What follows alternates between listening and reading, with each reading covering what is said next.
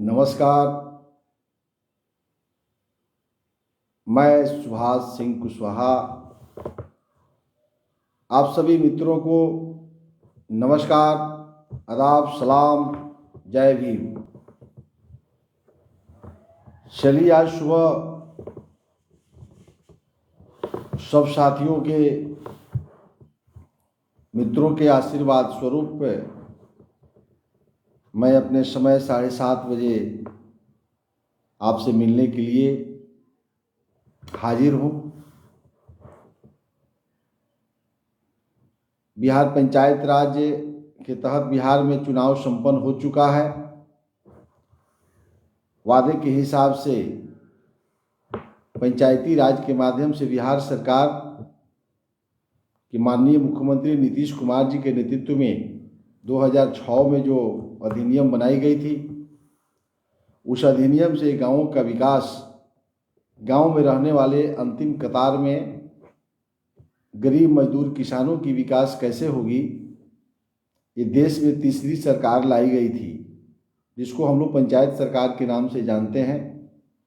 और पंचायत सरकार में सबसे अहम भूमिका वार्ड सभा की होती है, ये हम सभी जानते हैं।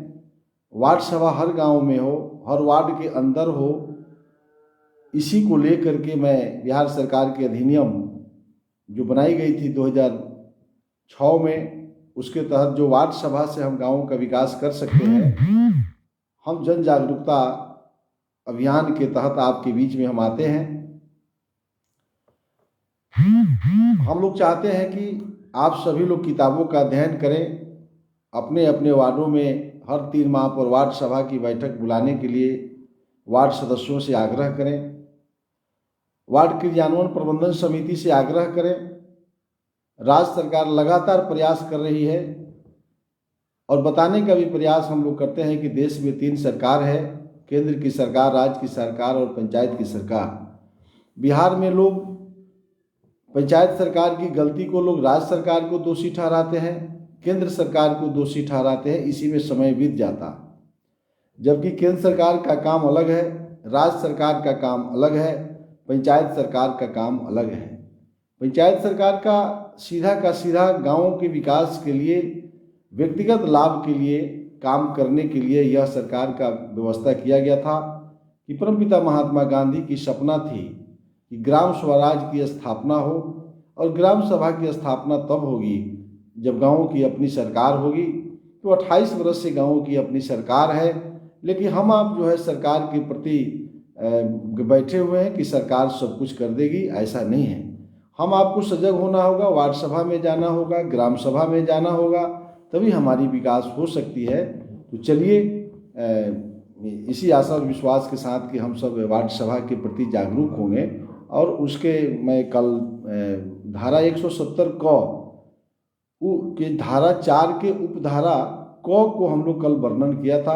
आज हम लोग ख पर चर्चा करेंगे। ख के माध्यम से सरकार कानून क्या बनाई है, बहुत ही आज का विषय आपको जानने योग्य है। इस विषय को निश्चित रूप से हम सबों को अध्ययन करना होगा। इसको मैं पढ़ता हूँ, ख में क्या कह रहा है, मैं विषय में भी दे दिया हूँ। नियत मानदंडों के आधार पर, नियत मानदंडों के आधार का मतलब होता है कि सरकार कई विभाग है, 29 विभाग है, 29 विभाग में जो अधिनियम के हिसाब से अधिकार दिया गया है, ग्राम पंचायत को क्या अधिकार है, उस नियत मानदंड है, उस नियत हर विभाग का नियत मानदंड है। मैं पीछे भी बताया था, आगे भी यह विषय आएगी, एक माह के बाद में आएगी। नियत मानदंड क्या है आप सब जानते हैं, हर विभाग का। तो नियत मानदंडों के आधार पर हिताधिकारी अभिन्यस्त इसकी, अब इसको समझना है, क्योंकि आईएएस लोग कानून लिखते हैं। तो हिताधिकारी का मतलब लाभ भोगी, माने व्यक्तिगत लाभ, ऐसे समझ लीजिए। लाभ भोगी, हितग्राही माने व्यक्तिगत लाभ को हिताधिकारी कहते हैं, माने हित में, अपने हित में। अभिन्यस्त, अभिन्यस्त का मतलब हुआ, माने इसका हिंदी होता है रखा हुआ या जमा किया हुआ।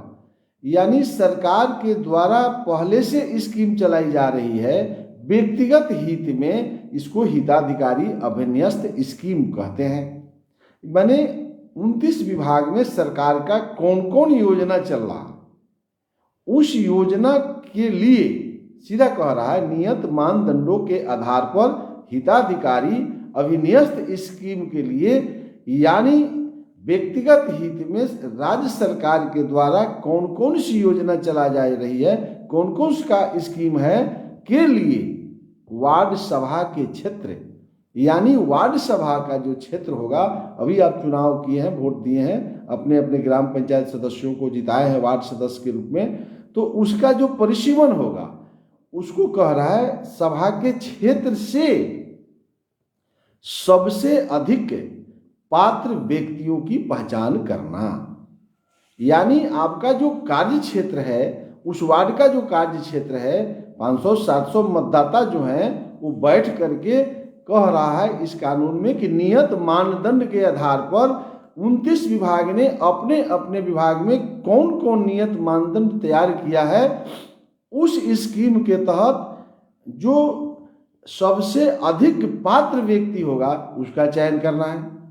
अब अकेले बैठ के तो कोई कर नहीं सकता है, तो ये बिहार सरकार ने कानून बना दिया कि आप वार्ड के लोग आपस में बैठिए और हम जो सुविधा दे रहे हैं, यानी बिहार विधानसभा के प्रस्ताव जो आता है, कैबिनेट जो तय करती है, माननीय मुख्यमंत्री नीतीश कुमार जी के नेतृत्व में जो योजनाएं धरातल पर पहुंचाई जा रही है, 7 निश्चय 1 हो, 7 निश्चय 2 हो, या भारत के प्रधानमंत्री माननीय नरेंद्र मोदी जी के नेतृत्व में लोकसभा जो प्रस्ताव पास करती है और लोकसभा में कैबिनेट जो पास करती है, वहां से जो पैसा धरातल पर आती है विभिन्न विभागों के माध्यम से, उस किस व्यक्ति के लिए पैसा आ रही है, उस व्यक्तियों की पहचान करना किसका काम है?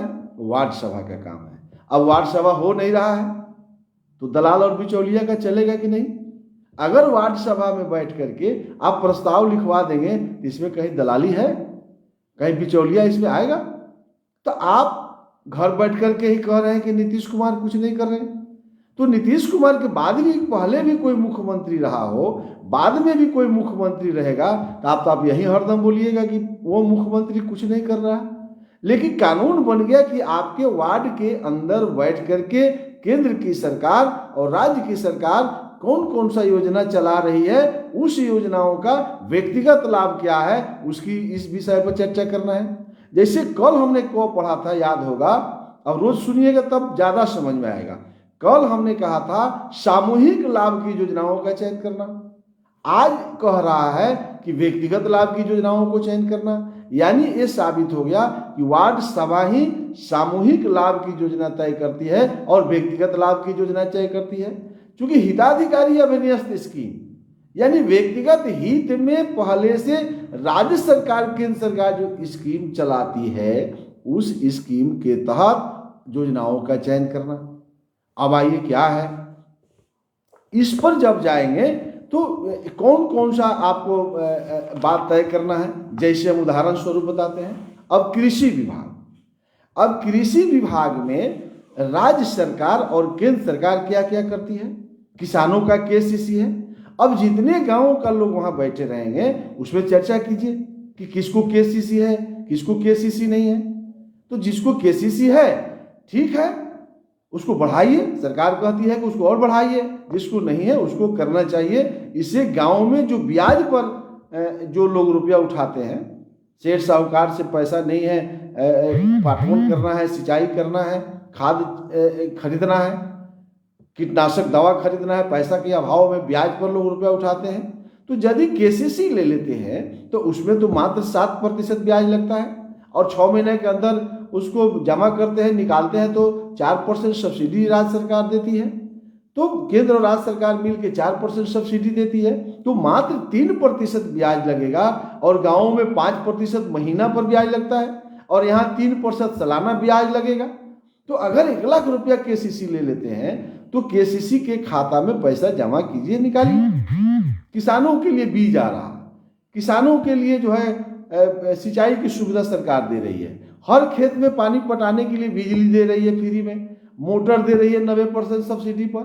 तो वार्ड में बंजर भूमि है, चारागाह का विकास करना है, लघु सिंचाई से करना है, तो वार्ड के अंदर तो सब लोग बैठा हुआ, तो वहां इस बात की हम चर्चा कर सकते हैं। यानी कृषि विभाग में किसान सलाहकार को बुलाइए वार्ड सभा में, वहां मुखिया रहेंगे, पंचायत के सचिव रहेंगे, इस सब लोगों के बीच में जो है किसानों के लिए क्या कर सकते हैं यह वार्ड सभा में तय कीजिए। यही कह रहा है कि व्यक्तिगत लाभ है, इसमें कहा सामूहिक लाभ की बात है।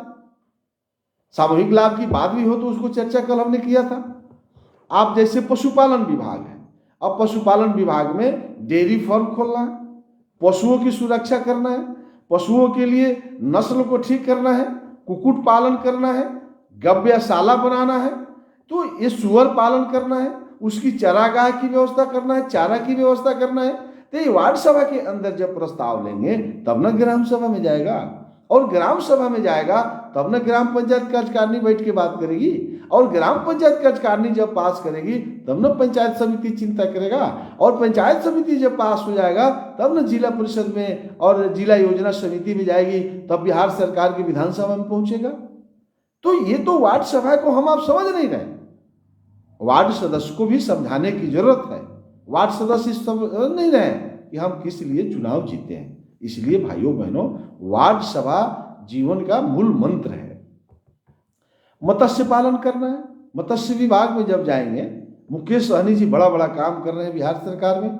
अब मुकेश सहनी जी खूब काम करते हो, और वार्ड सभा में मत्स्य पालकों का, मछुआरों का सूची नहीं बनेगा।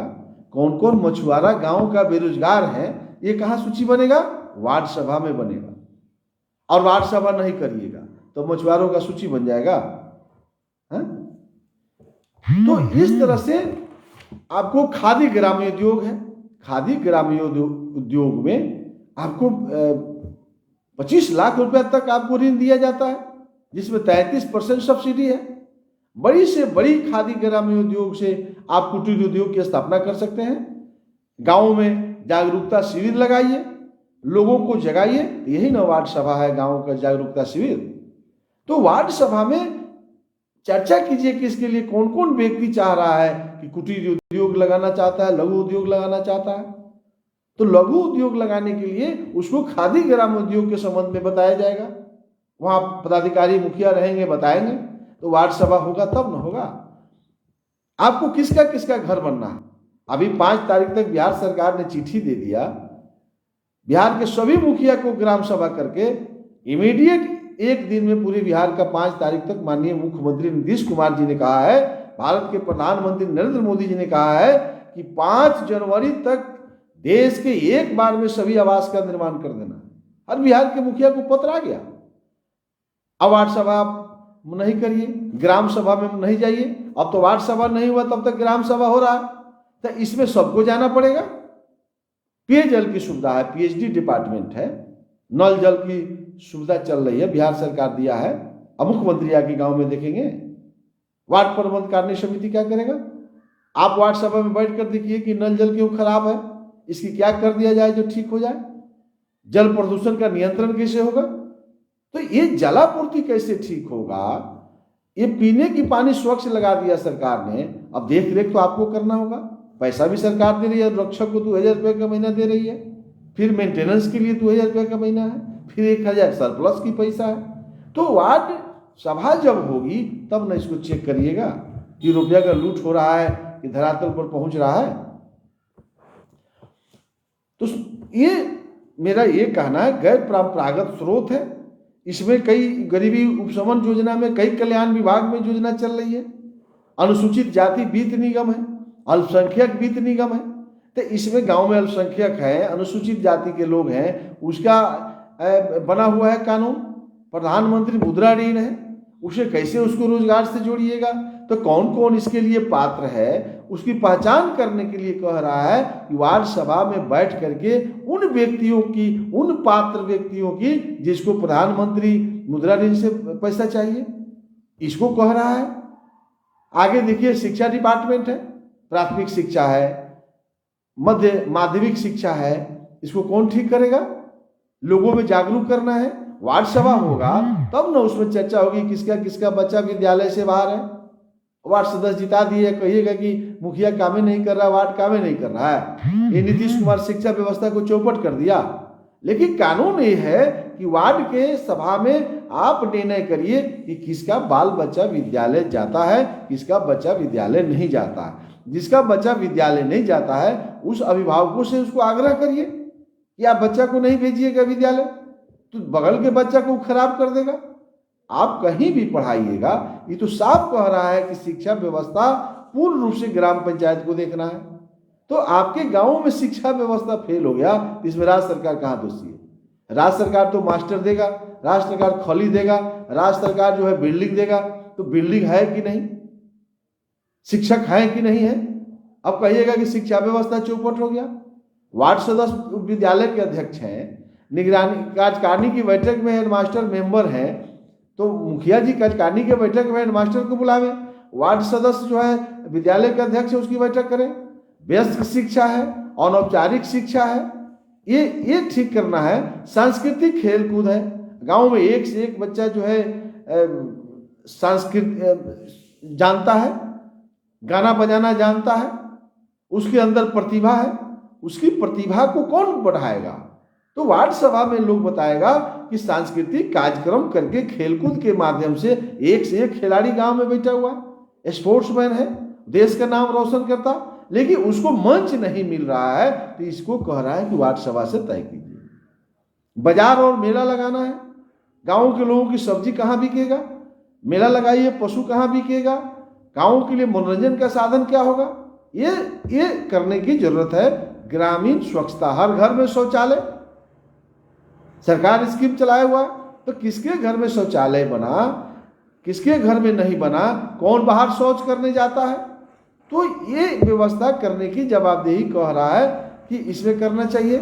व्यक्तिगत आपको कई डिपार्टमेंट है, जिस जन वितरण प्रणाली के दुकानदार, अब अंत्योदय है, अन्नपूर्णा है, 2 रुपये किलो गेहूं सरकार दे रही है, 3 रुपये किलो चावल सरकार दे रही है, व्यक्तिगत लाभ के लिए दे रही है।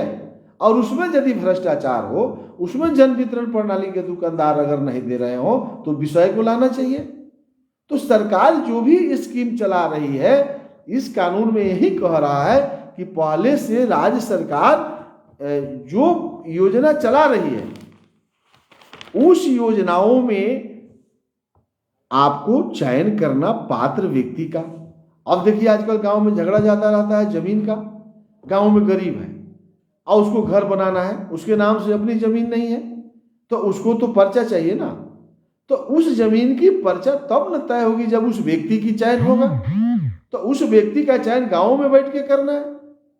तो यही कह रहा है 4 के ख में कि नियत मानदंडों के आधार पर हिताधिकारी अभिन्यस्त स्कीम के लिए वार्ड सभा के क्षेत्र से सबसे अधिक पात्र व्यक्तियों का चयन करना। जब पात्र व्यक्ति का चयन हो जाए तब उसके बाद क्या करना है? अब फिर अगला 3 महीना में जब बैठक होगी तब इस कार्यवाही को पढ़ा जाएगा।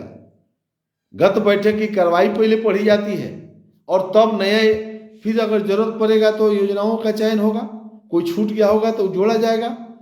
तो गत बैठक की कार्रवाई में जब वो प्रस्ताव पढ़ा जाएगा तब इस पर कार्रवाई से अवगत कौन कराएगा? वार्ड क्रियान्वयन प्रबंधन समिति, जो वार्ड सदस्य की अध्यक्षता में 7 आदमी की कमेटी है, उनकी यह जवाबदेही है कि जो भी प्रस्ताव पास होता है 90 दिन समय है। एक वार्ड सभा से दूसरे वार्ड सभा के बीच में 90 दिन का गैप है। उस 90 दिन में इन 7 आदमी को वार्ड सदस्य के साथ मिल करके जिन डिपार्टमेंट में काम कराना हो, स्वास्थ्य विभाग का हो, कृषि विभाग का हो, शिक्षा विभाग का हो, ग्रामीण विकास का हो, प्रधानमंत्री आवास का हो, जमीन के राजस्व विभाग का हो, तो उस विभाग से उसका काम करके सबका सूची बना के रखना कि फिर अगला वार्ड सभा में हम बता सकें कि आपका काम हमने करा दिया। तो वार्ड क्रियान्वयन प्रबंधन समिति अब कागज में बना लीजिएगा, मूर्ख लोगों को इसमें बना दीजिएगा। यही वक्त है वार्ड क्रियान्वयन प्रबंधन समिति ठीक ठाक आदमी को बनाने का। अब वैसा व्यक्ति बन जाए जो पानी का पटवन दिन भर करता हो। मैं ये नहीं कहता हूं, किसान यदि हैं, आपको अपने समय अपने कामों से फुर्सत नहीं है, उनको इस कमेटी में स्वयं नहीं आना चाहिए। इसमें वैसे व्यक्ति को लाना चाहिए। हर गांव में 2 4 सामाजिक कार्यकर्ता होते हैं। हम बार बार कहते हैं कि आदमी 3 प्रकार का होता है, मानव है, दानव है और देव है। मानव, दानव और देव 3 व्यक्ति होता। तो देव तो हम लोग हो नहीं सकते, अल्लाह भगवान तो हम हो नहीं सकते।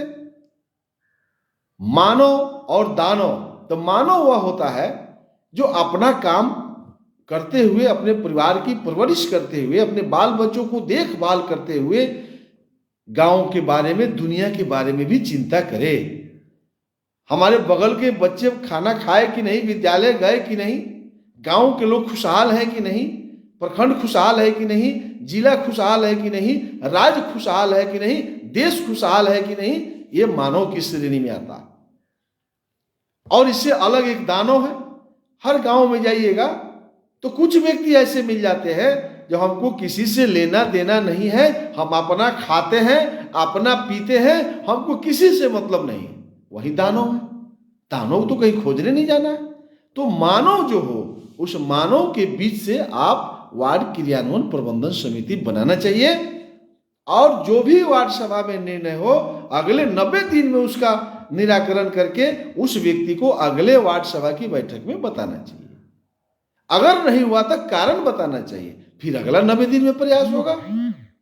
तो वार्ड सभा में जब तय होगा तो वह ग्राम सभा में तय हो गया, वहां जाने की जरूरत नहीं है। और ग्राम सभा में जब तय हो जाएगा तब न मुखिया के कार्यकारिणी के बैठक में वार्ड सदस्य अपने वार्ड सभा में जो निर्णय हुआ होगा उस पर बहस करेंगे। वहां सभी ब्लॉक के पंचायत के कर्मचारी रहेंगे।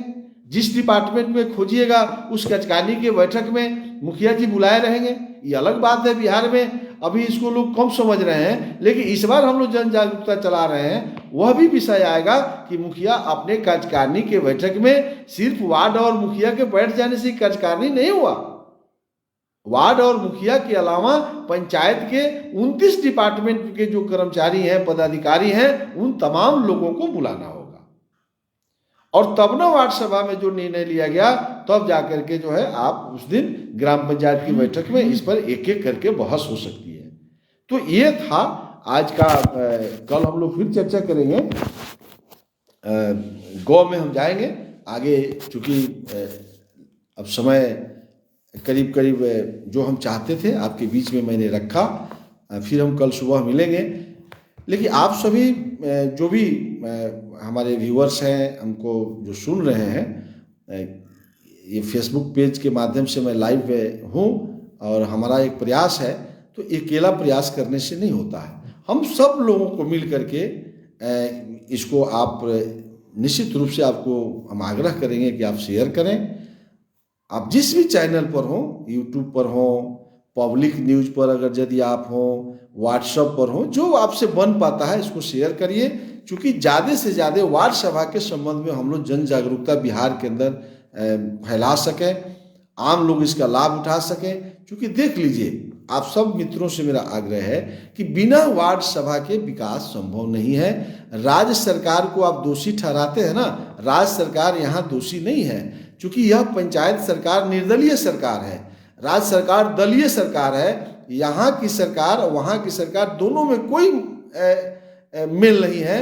केंद्र सरकार अलग काम करती है, राज्य सरकार का अलग दायित्व है और ग्राम सरकार पंचायत सरकार का अलग दायित्व है।